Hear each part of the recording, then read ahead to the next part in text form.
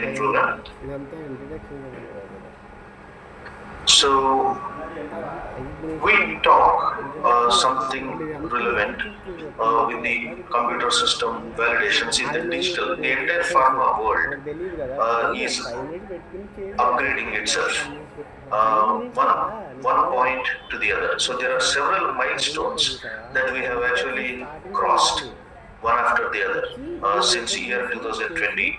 20 after 2020, it has become much serious, but actually the work around it started actually on the ground right from the 2005, early 2000s, I can say that.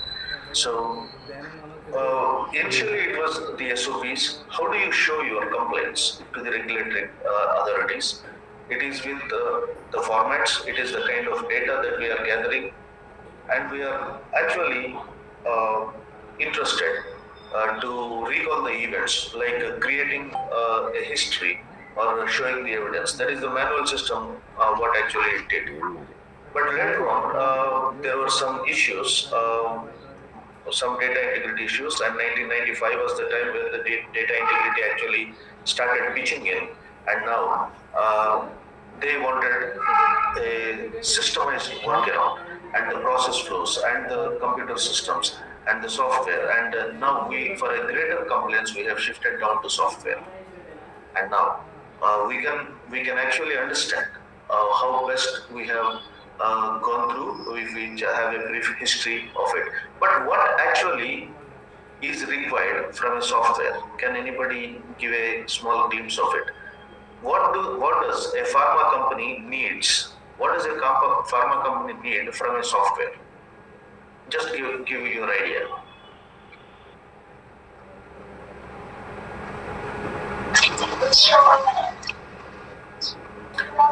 What? Yeah, that's right. So, what does a pharma company require from a software? Actually, yeah, What is it needed? am I audible, sir?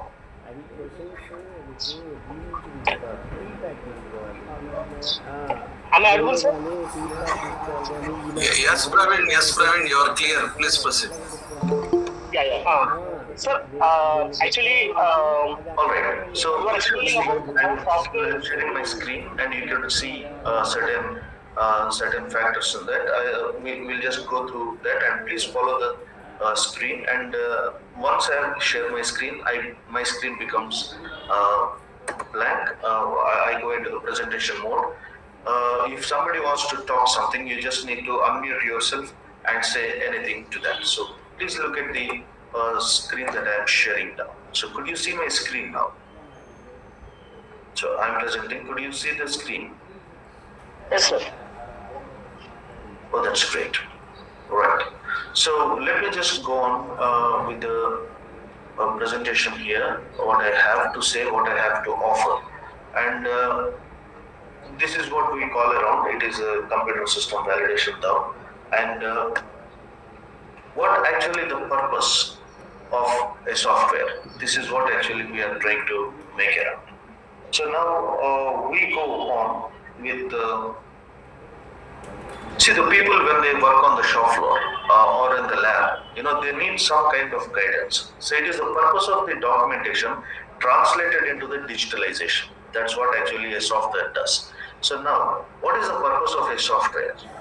A software is supposed to guide us and to give certain knowledge. And software, let me tell you, when a software is present, when a working software is present, we can't follow any other rules. We just follow the software. Say, for example, you have an app today. So in this app, you don't want to read a manual for an app, okay? So you just log in, you get onto that, and you try to understand. So it shares the knowledge, what are all the things there, and it also gives a guidance how to work, how to process, and what kind of data that is required to gather around. So this is what actually it looks on to. Well, and this is the way how we actually get on with the validation. So we need to validate a computer system, a software, because we need to know and we need to get guided perfectly as required by the systems. So now there is only one thing which we can actually understand from software: what work and how fast, how better we need to work, and also what kind of data that we are actually supposed to gather. So every person, you see, a shop floor is a place where there are many people working around, not one. There are many people on the common purpose. So we should have a common platform to run around. So this actually gives a sense of purpose for a software to be there. And because we need to ensure the right parameters, we got to validate it. And how do we validate it? We are going to have a look at it. We are going to look at it forward. Well, so this is what I was talking about. Initially, we were depending on, for compliance, we were depending upon what we call, excuse me.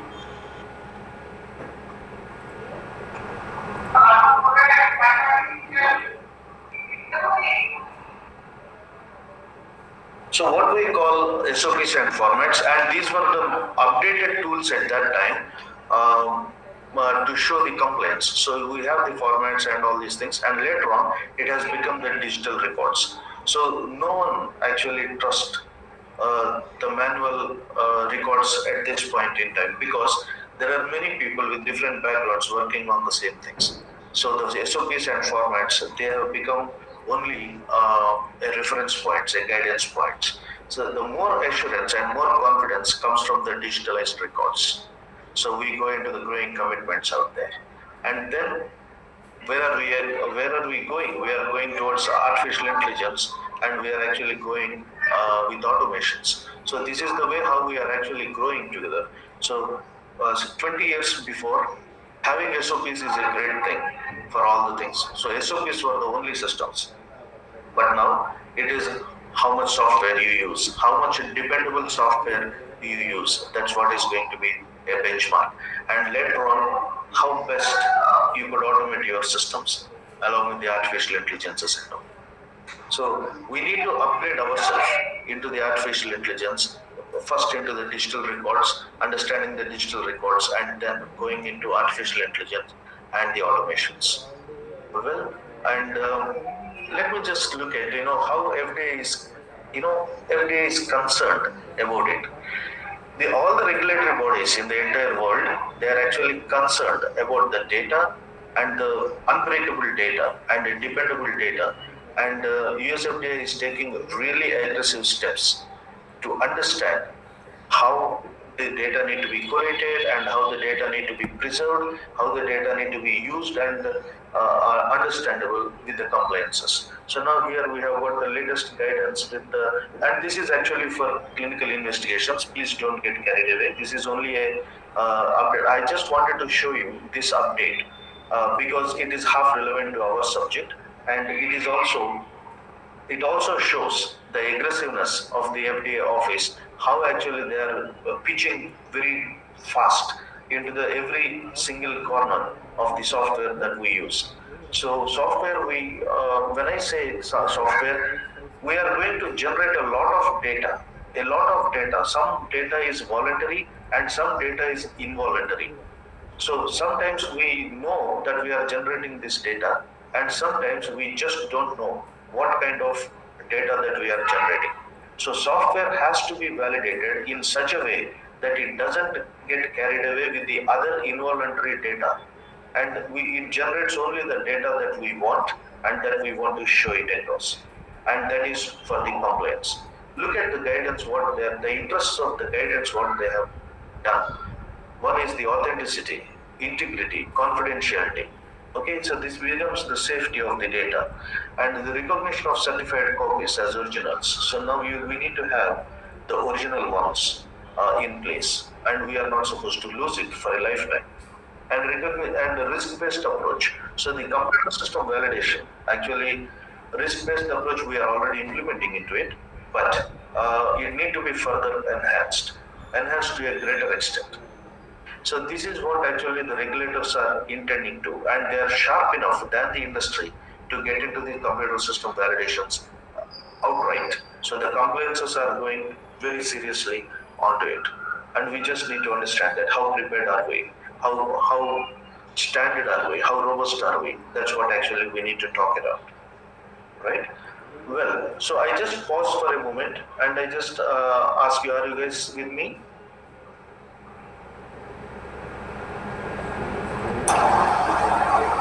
Are you guys still with me?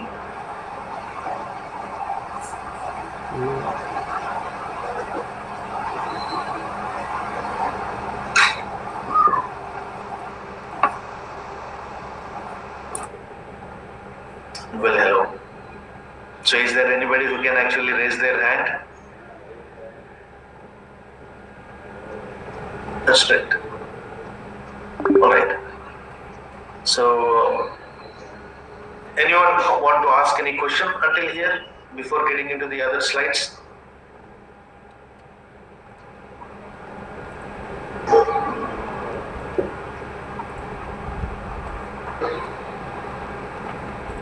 Well, so shall we go further then? Yes. Okay.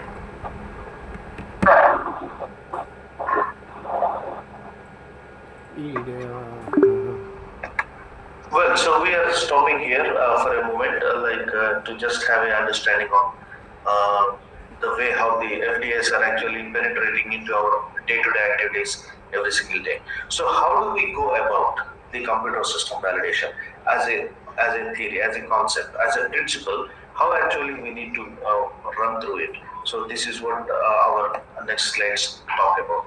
See, what is the method? What is the right way of doing a computer system validation? See, first and foremost, forget about all the other things that we are actually talking around, but we want to understand what we want, and that need to be acknowledged by all the stakeholders. So first we know what we want. So know what you want, and we got to testify that. So whether we really want them or not. So we generally call in everything into the user requirement specifications at that point in time.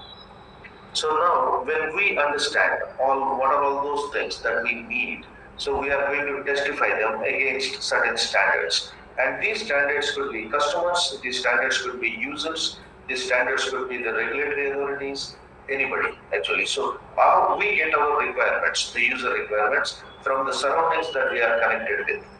And now the other one is what you can do. Actually, as a system, what we can do, as a software, what this software can actually do, the capacities, the capabilities of the kind of capabilities that we have with the software, that we need to understand and we need to qualify each of them. Qualifying, it's just challenge them to test them out. So first, what we know, or first we understand what we want, and that is those are testified, and then what the software can actually do, and we qualify that. And now what do? We create a path from what you can to what you want. Okay, so this is a bridging. The computer system validation, it always bridges, from what we can do and what we want to do. So these are the two things. Say for example, there is a software that we have purchased. Software can be capable of many things, but are those things are falling in the area of what we want? That's what we look at. So now we align. So what a software can do and what we already want. So if these two are aligned, then we go with the next step. We go with proving every touch point. You must have used your calculators or some Amazon or Swiggy or Zomato, whatever the things they are. Let me tell you, it is the input what actually you are giving that is going to have some process behind it. So the moment we have a touch point and there is a process behind it, and this entire system need to be seamlessly worked around, and the triggering point is what? It is you, like how you are actually using it, that matters into it. And every touch point has to propagate properly and give the results exactly the same way every single time. So that's the reason why we have to repeat to confirm. So now, how do we go about the computer system validation? we try to understand the requirements from our surroundings, may it be regulators, may it be customers, may it be the users within the system. First, we try to understand all those things, and then what we do, we find a software which can actually have all the processes across, and then we align them, to see that our inputs are actually giving the actual results on the ground, and then we are going to prove that we are going to prove that every touch point we make is going to give standardized result any number of times. This is what we are trying to do with the computer system validation. Well, are you guys with me? Well, that's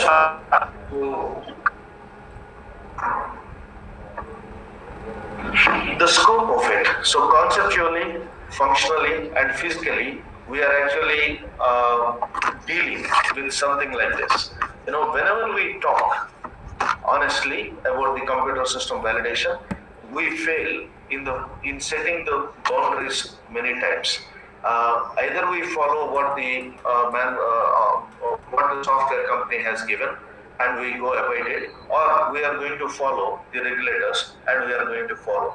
But what we need to look at is we need to keep the users in mind, and then we are going to draw the scope or the boundaries.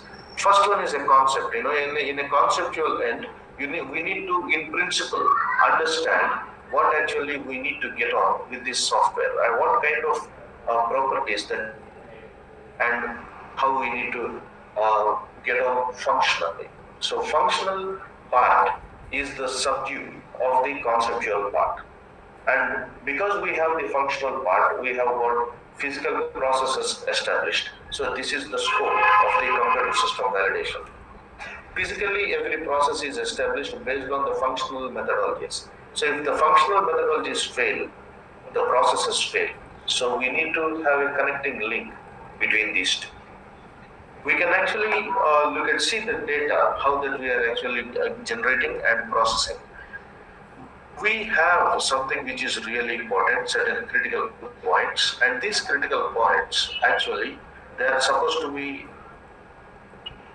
carried forward with that kind of metadata for important, and we need to find what is important for those things which are important. So this is going to be a real good exercise when we want to get into the computer system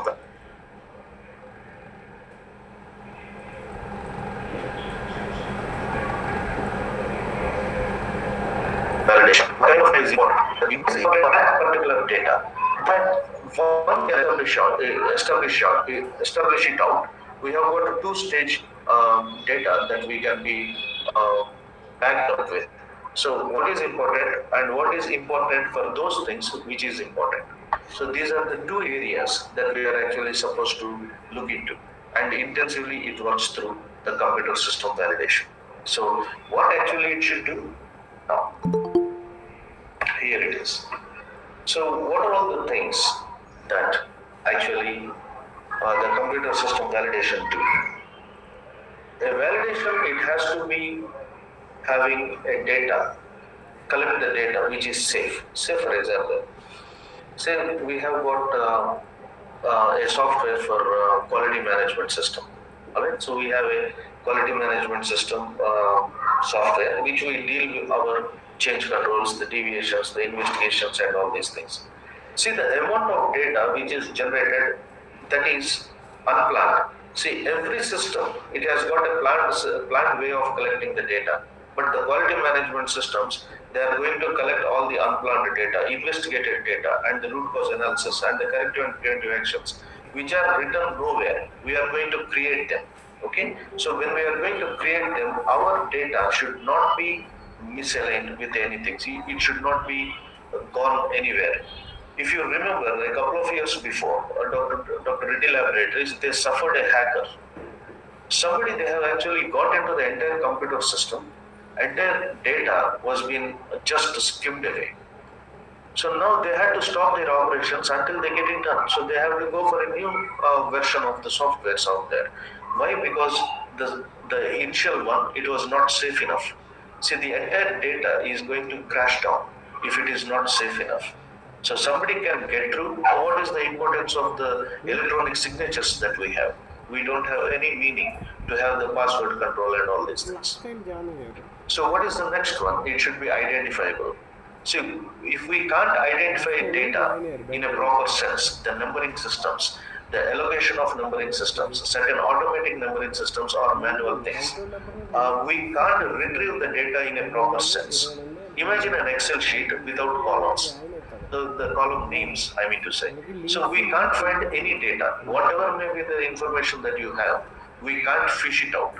That becomes another trouble. So our system should be validated strongly to identify the data and present it whenever it is required in a report format. And then the other one is strong. See, the strength of data is something different that we are going to talk around. Okay? See, how strong our processes are, how strong or how robust our mechanisms are, and how they are actually being tracked through.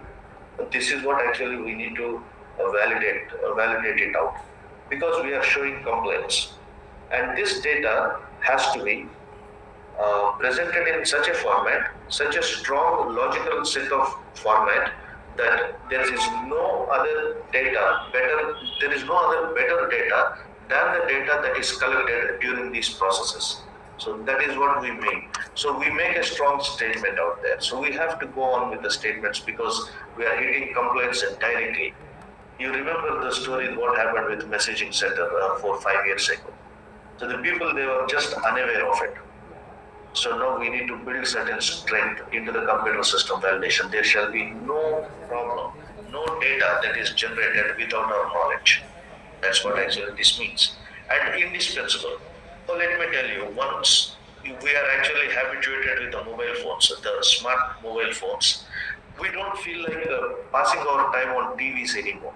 You remember that? So you have got a set of real good apps where they can actually entertain you very well. YouTube, Shorts, the Facebook, the LinkedIn, everything. So the TV time has been drastically reduced once we had this internet and the mobile phones, the smart mobile phones, which can download certain apps.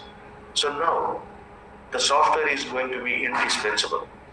We can't skip software under any situations. So if we are not there, we have to get there. That's all. But we can't take a kind of excuse that we don't have a computer system software here. We can't say that. No pharma company should say that. And it is so dependable for the formats, for the auditors and all these people. And the final one, it has to meet all the consequences. Say for example, we have manufactured a batch, and this has gone to the market. And now there was a small adverse event supposed to be adverse event, which is not. So now that comes back to us. And now what shall we do? We are going to retrieve all the data. So the entire data, what we have collected until then, it has to support known things and unknown things. So certain things are planned. So we have the data, we have the processes aligned, and that actually goes through and we can use the data. But we also need to be ready for those things which are unplanned. Say for example, a market complaint has come back, and we need to have sufficient data to substantiate ourselves. So if we can't substantiate ourselves onto it, probably our computer systems are failing. Right? So with that, I think I just need to tell you, this is what actually the computer system is actually required for planned things and for unplanned things. This is the way how we run across the things out. And now, we just need to raise our standards. We just exercise, we just think, we eat, and the regular things, they just go on. They all go on and on, they get outdated slowly. So we got to update ourselves. And where from? From knowing to stating. We need to raise our standards that we can't say I know. It is nothing for anybody. I know and I do. This is what actually we need to have. So our computer system validations, it is not a pool of knowledge. It is actually a set of actions. It is a technology that we are actually converting our science into the results, right? So if you know everything, that's good for one. If we can state for it, it is for the greater good. So it is the entire team that actually gets onto the benefiting part. And what could be the action points connected with that? See, how can we actually get on through it? These are the action points that what we need to do. So we should start with a modern risk-based computer system validation, or CSA, that is computer system assurance strategy. So we got to have a strategy for how best we can actually connect them throughout. So IQ, OQ, PQ, sequentially, and follow through the change controls and the traceabilities and the audit trails and the validation throughout the system lifecycle. So validating a computer system or a software, it is a life cycle. So it is not just once for all that we are doing. So it is going to have many connects onto it. So we start with user requirement specifications and the design things and the installation things and the OQ and PQ. But how fast and how long we are going to track it for the better results. That's what actually goes on. We can't stop at one. It is a life cycle. It is a implementation and continual improvement. And we need to ensure the data integrity, of course. We want computer systems to maintain certain data integrity out there. So this data integrity is one thing which is not supposed to be broken. And the software validation or the system validation, it has to support everything. So one goes with the audit trials, the access controls, metadata preservations, the way how we are backing up the data, everything, and certified copy procedures. Prepare for RLAs, maintain inspection-ready electronic systems, virtual systems, and document retrieval and remote cyber security assurance. So these are the things which are actually seen very seriously. Earlier, password was nothing, but now we are actually considering it as equal as a personal signature out there. It's a legal entity. So never ever share the passwords. That's what actually we can say. And we enhance the device, the software securities based on the earlier histories. And then we stay current with the emerging guidance. So we are having the CSA drafts, we are having the artificial intelligence life cycles pitching in. Oh, let me tell you, the industry is actually running very fast. Earlier, 20 years was a generation, but with the industry, it is 10 years. And later on, with the software, it has become less than 5 years.